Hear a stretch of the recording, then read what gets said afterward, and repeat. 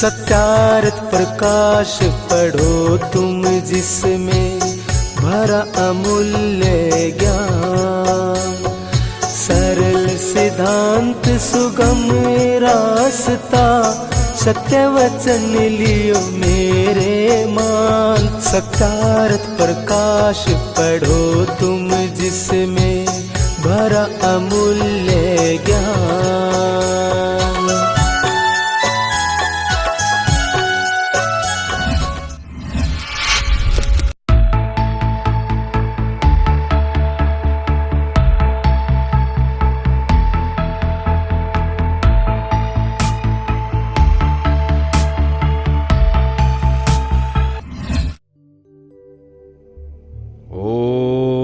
सच्चिदानंदेश्वराय नमो नमः। भूमिका। जिस समय मैंने ये ग्रंथ सत्यार्थ प्रकाश बनाया था, उस समय और उससे पूर्व संस्कृत भाषण करने, पठन पाठन में संस्कृत ही बोलने और जन्मभूमि की भाषा गुजराती होने के कारण से मुझको इस भाषा का विशेष परिज्ञान ना था। इससे भाषा अशुद्ध बन गई थी। अब भाषा बोलने और लिखने का अभ्यास हो गया है, इसलिए इस ग्रंथ को भाषा व्याकरण अनुसार शुद्ध करके दूसरी बार छपवाया है। कहीं कहीं शब्द वाक्य रचना का भेद हुआ है, सो करना उचित था, क्योंकि इसके भेद किए बिना भाषा की परिपाटी सुधरनी कठिन थी।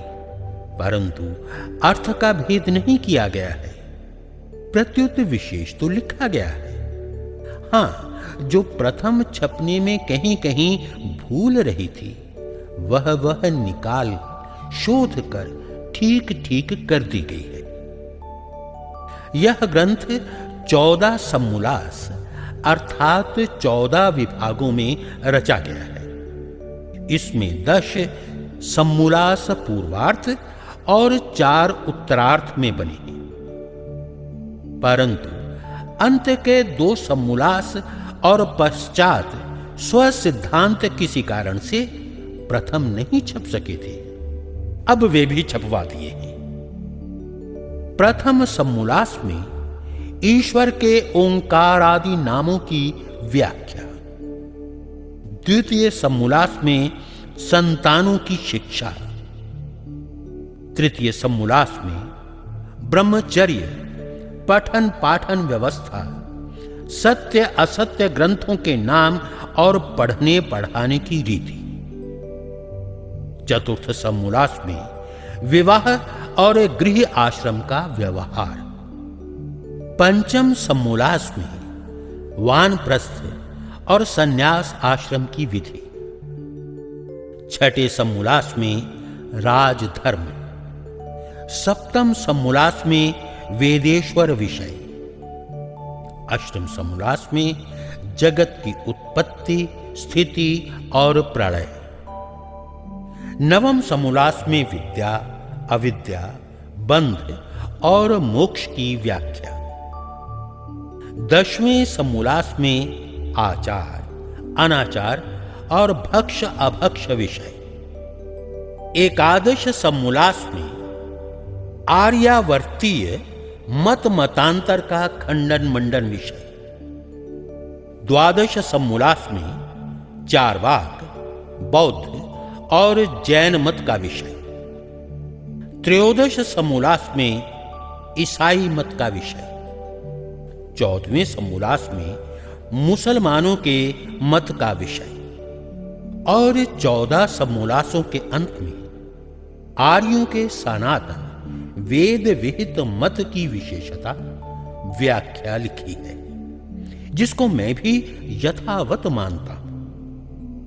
मेरा इस ग्रंथ के बनाने का मुख्य प्रयोजन सत्य अर्थ का प्रकाश करना है, अर्थात जो सत्य है उसको सत्य और जो मिथ्या है उसको मिथ्या ही प्रतिपादन करना सत्य अर्थ का प्रकाश समझा है।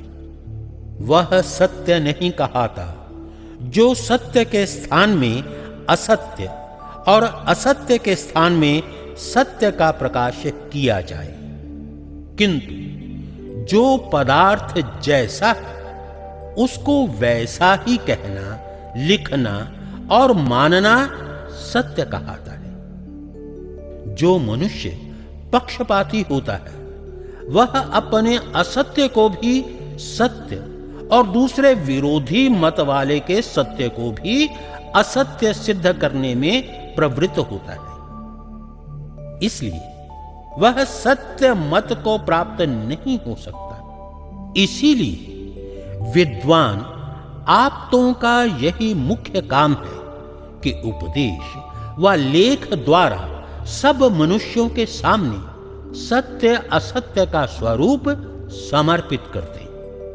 पश्चात वे स्वयं अपना हिताहित समझकर सत्यार्थ का ग्रहण और मिथ्यार्थ का परित्याग करके सदा आनंद में रहे। मनुष्य का आत्मा सत्य असत्य का जानने वाला है, तथापि अपने प्रयोजन की सिद्धि हाठे, दुराग्रह और अविद्यादि दोषों से सत्य को छोड़ असत्य में झुक जाता है। परंतु इस ग्रंथ में ऐसी बात नहीं रखी है और ना किसी का मन दुखाना व किसी की हानि पर तात्पर्य है, किंतु जिससे मनुष्य जाति की उन्नति और उपकार हो, सत्य असत्य को मनुष्य लोग जानकर सत्य का ग्रहण और असत्य का परित्याग करें, क्योंकि सत्य उपदेश के बिना अन्य कोई भी मनुष्य जाति की उन्नति का कारण नहीं है। इस ग्रंथ में जो कहीं कहीं भूल चूक से अथवा शोधने तथा छापने में भूल चूक रह जाए, उसको जानने जनाने पर जैसा वह सत्य होगा वैसा ही कर दिया जाएगा। और जो कोई पक्षपात से अन्यथा शंका व खंडन मंडन करेगा, उस पर ध्यान ना दिया जाएगा। हाँ, जो वह मनुष्य मात्र का हितैषी होकर कुछ जनावेगा, उसको सत्य सत्य समझने पर उसका मत संगृहीत होगा।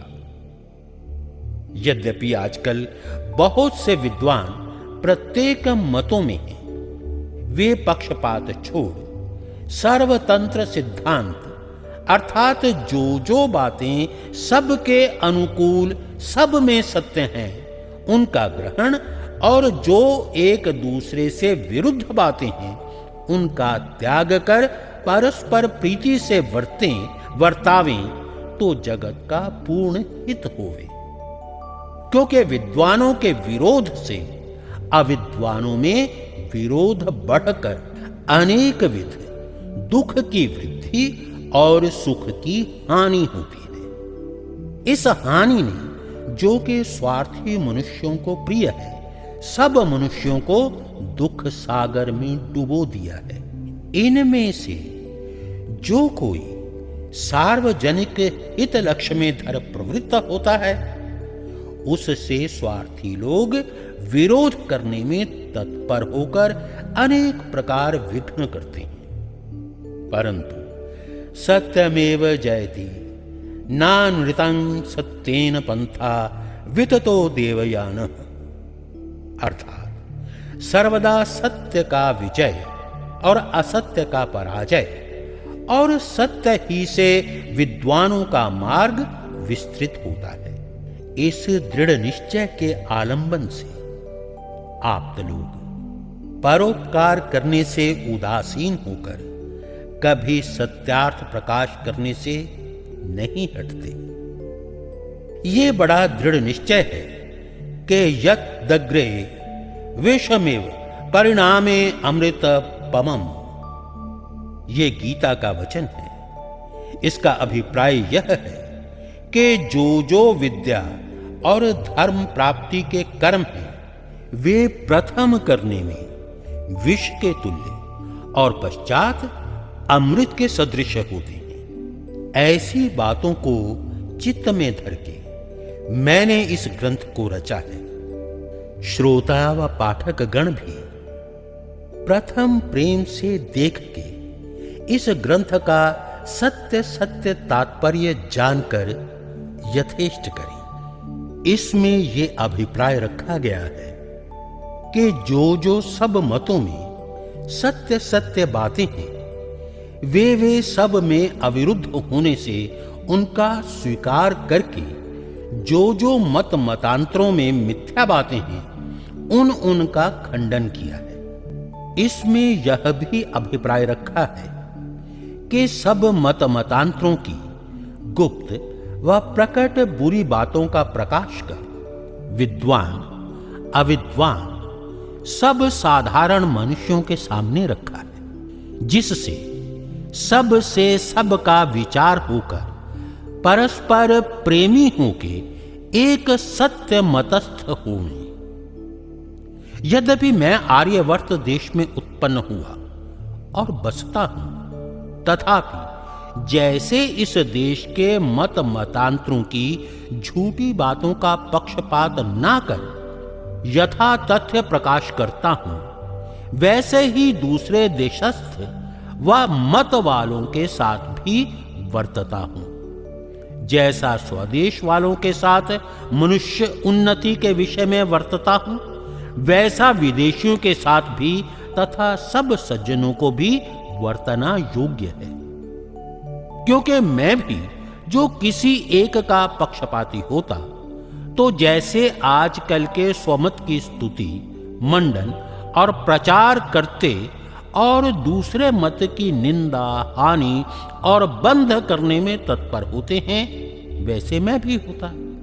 परंतु ऐसी बातें मनुष्यपन से बाहर हैं, क्योंकि जैसे पशु बलवान होकर निर्बलों को दुख देते और मार भी डालते हैं, जब मनुष्य शरीर पाके वैसा ही कर्म करते हैं, तो वे मनुष्य स्वभाव युक्त नहीं किंतु पशुवत हैं।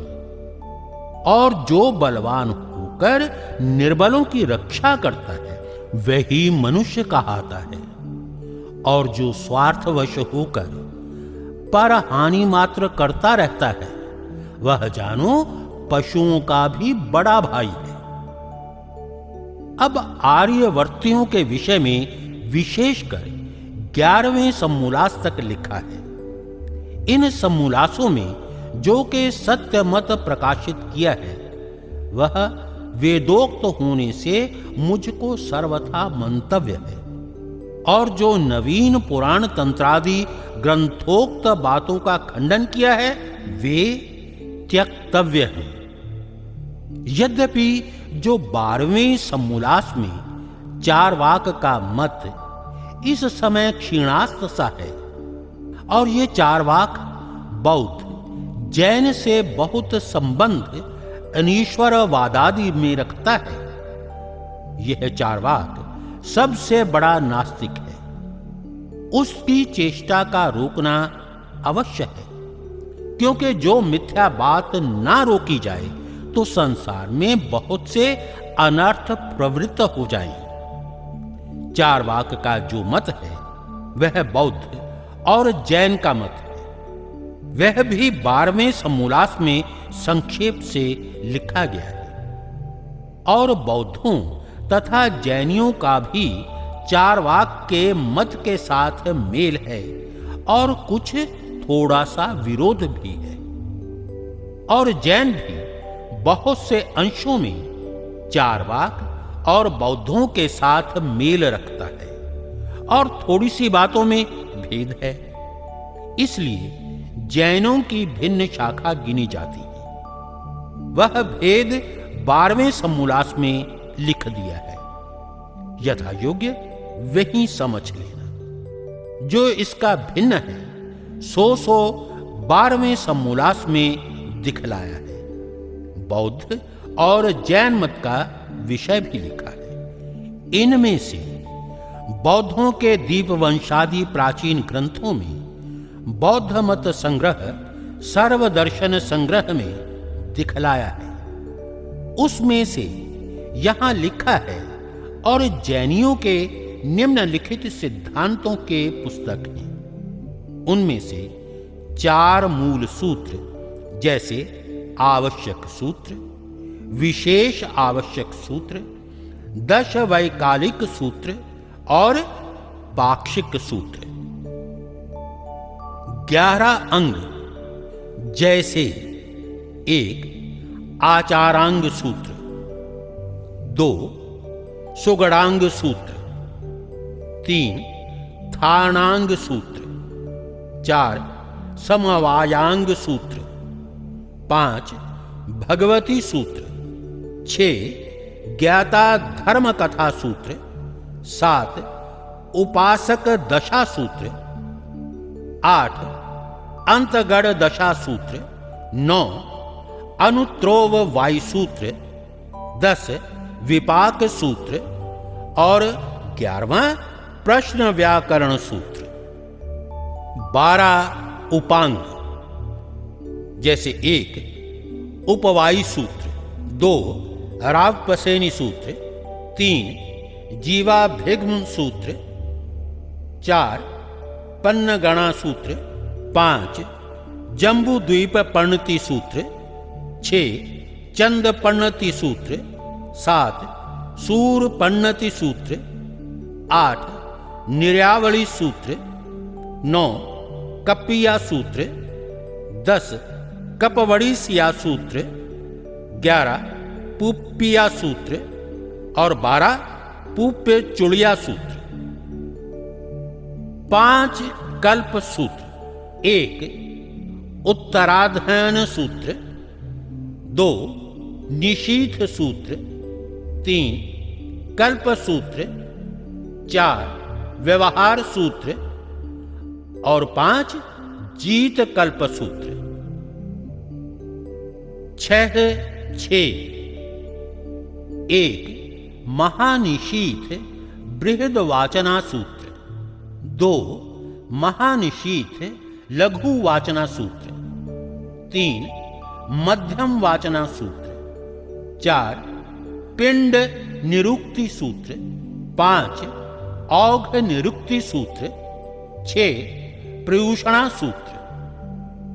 10 पैरणा सूत्र जैसे 1 चतुस्सरण सूत्र, 2 पंचखाण सूत्र, 3 तदुल वैयालिक सूत्र, 4 भक्ति परिज्ञान सूत्र, 5 महाप्रत्याख्यान सूत्र, 6 चंदा विजय सूत्र, 7 गणी विजय सूत्र, 8 मरण समाधि सूत्र, 9 देवेंद्र स्तवन सूत्र और 10 संसार सूत्र तथा नंदी सूत्र, योगोद्धार सूत्र भी प्रामाणिक मानते हैं। 5 पंचांग जैसे 1 पूर्व सब ग्रंथों की टीका, 2 निरुक्ति, 3 चरणी, 4 भाष्य। ये 4 अवयव और सब मिलके पंचांग कहते हैं। इनमें ढूंढिया अवयवों को नहीं मानते और इनसे भिन्न भी अनेक ग्रंथ हैं कि जिनको जैनी लोग मानते हैं। इनका विशेष मत पर विचार 12वें समूलास में देख लीजिए। जैनियों के ग्रंथों में लाखों पुनरुक्त दोष हैं और इनका यह भी स्वभाव है कि जो अपना ग्रंथ दूसरे मत वाले के हाथ में हो वह छपा हो तो कोई कोई उस ग्रंथ को अप्रमाण कहते हैं। यह बात उनकी मिथ्या है, क्योंकि जिसको कोई माने कोई नहीं, इससे वह ग्रंथ जैन मत से बाहर नहीं हो सकता। हां, जिसको कोई ना माने और ना कभी किसी जैनी ने माना तब तो आग्राह्य हो सकता है, परंतु ऐसा कोई ग्रंथ नहीं है कि जिसको कोई भी जैनी ना मानता हो। इसलिए जो जिस ग्रंथ को मानता होगा उस ग्रंथस्थ विषयक खंडन मंडन भी उसी के लिए समझा जाता है। परंतु कितने ही ऐसे भी हैं कि उस ग्रंथ को मानते जानते हों तो भी सभा व संवाद में बदल जाते हैं। इसी हेतु से जैन लोग अपने ग्रंथों को छिपा रखते हैं, दूसरे मतस्थ को ना देते, ना सुनाते, ना पढ़ाते, इसलिए कि उनमें ऐसी ऐसी असंभव बातें भरी हैं जिनका कोई भी उत्तर जैनियों में से नहीं दे सकता। झूठ बात का छोड़ देना ही उत्तर है। 13वें समूलास में ईसाइयों का मत लिखा है। ये लोग बाइबल को अपना धर्म पुस्तक मानते हैं। इनका विशेष समाचार उसी 13वें समूलास में देखिए और 14वें समूलास में मुसलमानों के मत विषय में लिखा है। ये लोग कुरान को अपने मत का मूल पुस्तक मानते। इनका भी विशेष व्यवहार 14वें समूलास में देखिए और इसके आगे वैदिक मत के विषय में लिखा है। जो कोई इस ग्रंथकर्ता के तात्पर्य से विरुद्ध मनसा से देखेगा उसको कुछ भी अभिप्राय विदित ना होगा, क्योंकि वाक्यार्थ बोध में 4 कारण होते हैं: आकांक्षा, योग्यता, आसक्ति और तात्पर्य। जब इन चारों बातों पर ध्यान देकर जो पुरुष ग्रंथ को देखता है तब उसको ग्रंथ का अभिप्राय यथा योग्य विदित होता है। आकांक्षा किसी विषय पर वक्ता की और वाक्यस्थ पदों की आकांक्षा परस्पर होती है। योग्यता वह कहाती है कि जिससे जो हो सके, जैसे जल से सींचना। आसक्ति जिस पद के साथ जिसका संबंध हो उसी के समीप उस पद को बोलना व लिखना। तात्पर्य जिसके लिए वक्ता ने शब्दोच्चारण व लेख किया हो उसी के साथ उस वचन व लेख को युक्त करना।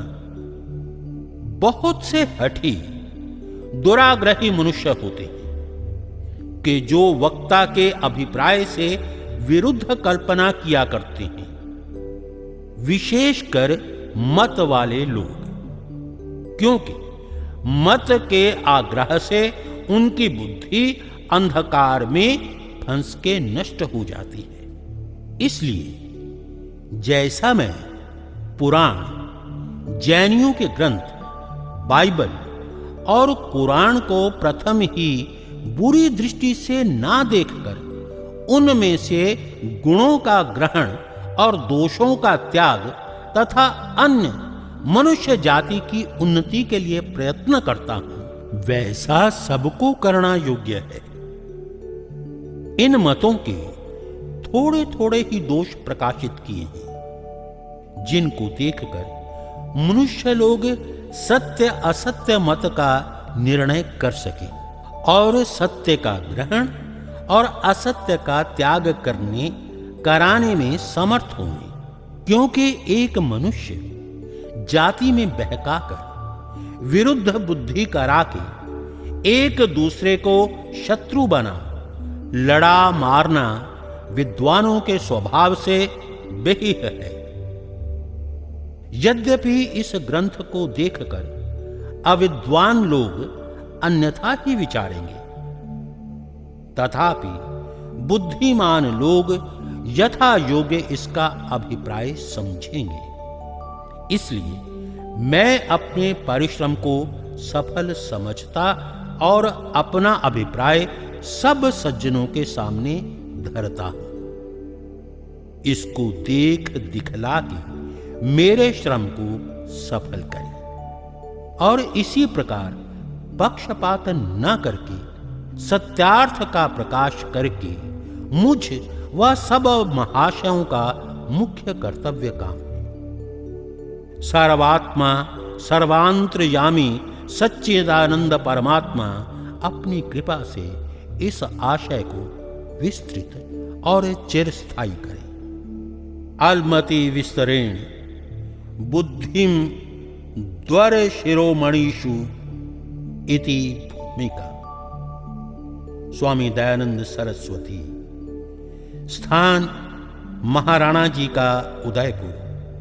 भाद्रपद शुक्ल पक्ष संवत 1939।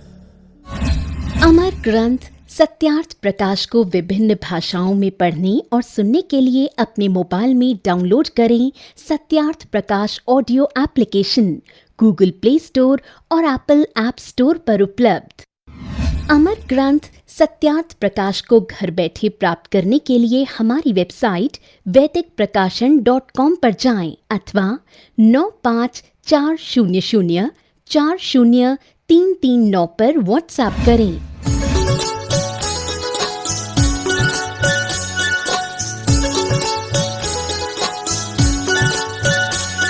सत्यार्थ प्रकाश पढ़ो तुम जिसमें भरा अमूल्य ज्ञान। सरल सिद्धांत सुगम रास्ता सत्य वचन लियो मेरे मान। सत्यार्थ प्रकाश पढ़ो तुम जिसमें भरा अमूल्य ज्ञान।